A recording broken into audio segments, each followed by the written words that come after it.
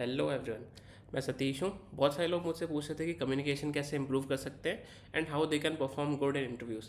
So let's talk about that. So यार, सबसे पहले तो समझो कि देर इज़ नो मैजिक। अगर आप प्रैक्टिस नहीं करते हो सो देर इज़ नो वे आपका कम्युनिकेशन इंप्रूव होगा।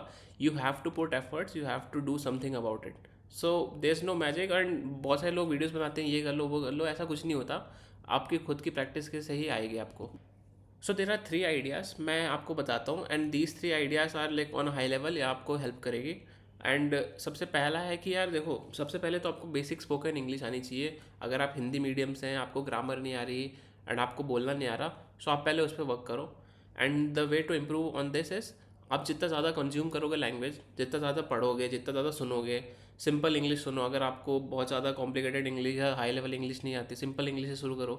You can watch simple English animes और समथिंग, रीड बुक्स।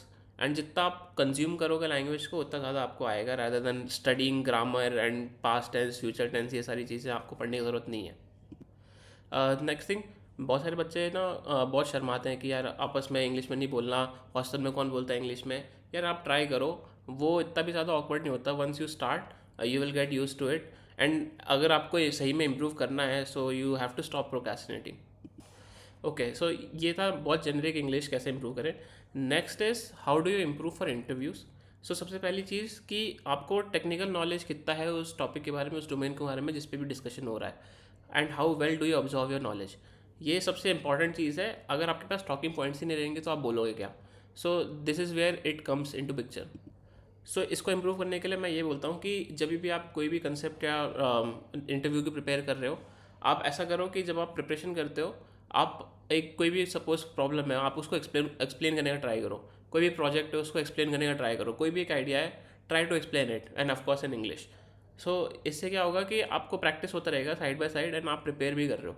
एंड लोग बहुत सारे ऐसा करते हैं कि उनको टेक्निकल नॉलेज बहुत ज़्यादा हो जाती है कभी कभी, बट वो लोग कम्युनिकेट ही नहीं कर पाते हो and they don't express their ideas clearly. So ऐसा नहीं करना है। And this is the second point. उसके बाद एक और पॉइंट आता है कि how well do you articulate your points. मान लो आपको आ गया, इंग्लिश बोलना भी आ गया and you have good knowledge, so how do you articulate.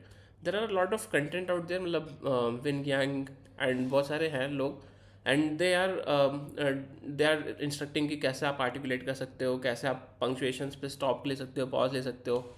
So you can refer to those.